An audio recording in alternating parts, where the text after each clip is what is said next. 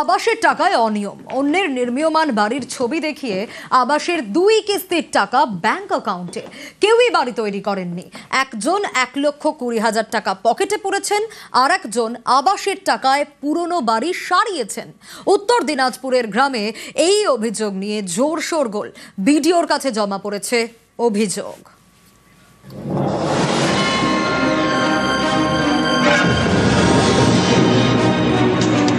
বাংলার বাড়ি প্রকল্প, পাকা বাড়ি তৈরি করতে টাকা দিচ্ছে রাজ্য সরকার, সেই টাকায় অনিয়মের অভিযোগ। উত্তর দিনাজপুরের রায়গঞ্জ, এখানকার মারাইকুড়া গ্রাম পঞ্চায়েতের কাটিহারের বাসিন্দা আলেদা বেওয়া। অভিযোগ, অন্যের নির্মীয়মান বাড়ির ছবি তুলে আবাসের পোর্টালে আপলোড করিয়েছেন, ফলে দ্বিতীয় কিস্তির টাকাও পেয়েছেন, কিন্তু বাস্তবে বাড়ি তৈরি করেননি। 1,20,000 টাকা পকেটে পুরেছেন। টাকা উঠেছে আপনার নামে? হ্যাঁ উঠেছে। কয় কিস্তি পেয়েছেন? দুইটা। একটা ছবি আপনি পাঠিয়েছিলেন, ওই ছবিটা কোথায় তোলা হয়েছে? ওই ওখানে তুলেছিল। অন্য লোকের বাড়ির সামনে? কি নাম ওনার যার বাড়ির সামনে তুলেছিলেন? ওই যে ওই বাড়িটা ওদিকে। তো বাড়িটা কবে করবে, কি ব্যাপার বলুন একটু। করতে হবে এখন।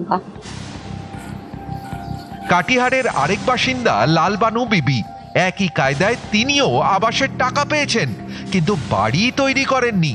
তিনি আবার আবাসের টাকায় পুরনো ঘর সারিয়েছেন। কয় কিস্তি টাকা পেয়েছেন? দুবার। দুবার যে টাকা পেয়েছেন, আপনি নাকি বাড়ি করেননি বলে অভিযোগ আসছে, কি বলবেন? আদ্রা ছিল উঠাইছি। আদ্রা ছিল, এটা উঠা পারিনি, ওই টাকাটা উঠালি। এটা অর্ধেক করেছিলেন? হ্যাঁ হ্যাঁ। এই টাকাটা পে করেছেন বাকিটা? হ্যাঁ হ্যাঁ, বাকিটা পেয়েছি। আবাসের টাকায় অনিয়ম, এ নিয়ে রায়গঞ্জ বিডিও অফিসে অভিযোগ জানিয়েছেন স্থানীয়রা।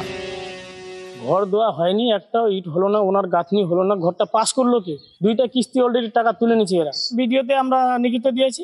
ভিডিওকে বলেও কোনো লাভ হচ্ছে না? কই আসে নাই তো, পরের ঘর দেখিয়ে টাকা তুলে দিল, এটা কোনো সম্ভব না? উনি খালি গরিব আছে আর গ্রামে গরিব নাই? একটা গরিব মানুষ, হ্যান্ডিক্যাপ মানুষ, ওইটুক টাকা দিয়ে করলো ঘরটা, পুরানো ঘরটাই নতুন করে করলো।